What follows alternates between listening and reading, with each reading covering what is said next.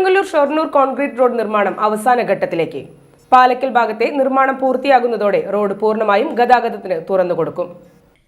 August 15-ന് പൂർണ്ണമായും ഗതാഗതത്തിന് തുറന്നു കൊടുക്കുമെന്നായിരുന്നു നേരത്തെ KSTP അധികൃതർ അറിയിച്ചിരുന്നത്.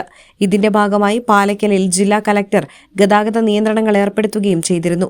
ബുധനാഴ്ച രാവിലെ കോൺക്രീറ്റ് റോഡിന്റെ നിർമ്മാണ പുരോഗതിയുടെ അവസാനവട്ട പരിശോധനയ്ക്കായി ഗീതാഗോപി MLA സ്ഥലത്തെത്തി.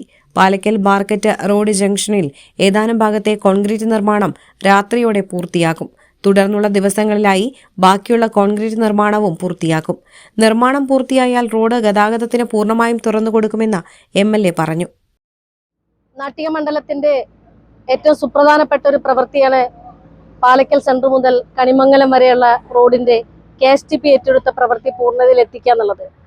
തെരഞ്ഞെടുപ്പ് കാലയളവിൽ പാലക്കൽ സെൻട്രലിലെ പ്രചരണവുമായി എത്തിയ സ്ഥാനാർത്ഥി അന്നത്തെ എന്ന നിലയിൽ ആദ്യം ആവശ്യപ്പെട്ട അവരുടെ ഒരു നിർദ്ദേശം MLA ആയി ഈ മണ്ഡലത്തിൽ വന്നാൽ പാലക്കൽ സെൻട്രൽ മുതൽ കണിമംഗലം വരെയുള്ള റോഡ് ഗതാഗതം വളരെ ജനങ്ങൾ ബുദ്ധിമുട്ടുണ്ടാക്കുന്ന ഒരു അവസ്ഥയിലും നിർത്തിവെച്ച പ്രവൃത്തി പുനരാരംഭിക്കാൻ MLA ഒന്ന് ഇടപെടണം എന്ന ആദ്യത്തെ വാഗ്ദാനമാണ് ഇപ്പോൾ നമ്മൾ നടപ്പിലാക്കിയത്.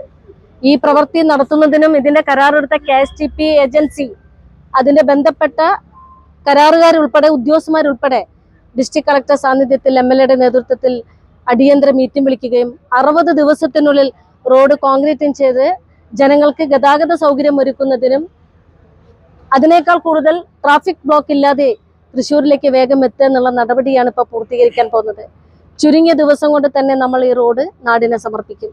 കളക്ടർ സാന്നിധ്യത്തിൽ ഏറ്റെടുത്ത തീരുമാനം പ്രാവർത്തികമാക്കാൻ നിങ്ങൾ നൽകിയ സപ്പോർട്ട്, ബസ് ഓണേഴ്സ് നൽകിയ സപ്പോർട്ട്, അതിലേറെ ഉദ്യോഗസ്ഥ തലത്തിൽ RTO, പോലീസ്, അതിന്റെ ബന്ധപ്പെട്ട PWD റോഡ് ഉന്നതതല ഉദ്യോഗസ്ഥർ എല്ലാവരുടെയും സഹകരണത്തോടെ ഈ നാടിന്റെ വലിയൊരു മാറ്റത്തിന് നിലകൊള്ളാൻ നമുക്ക് സാധിച്ചു.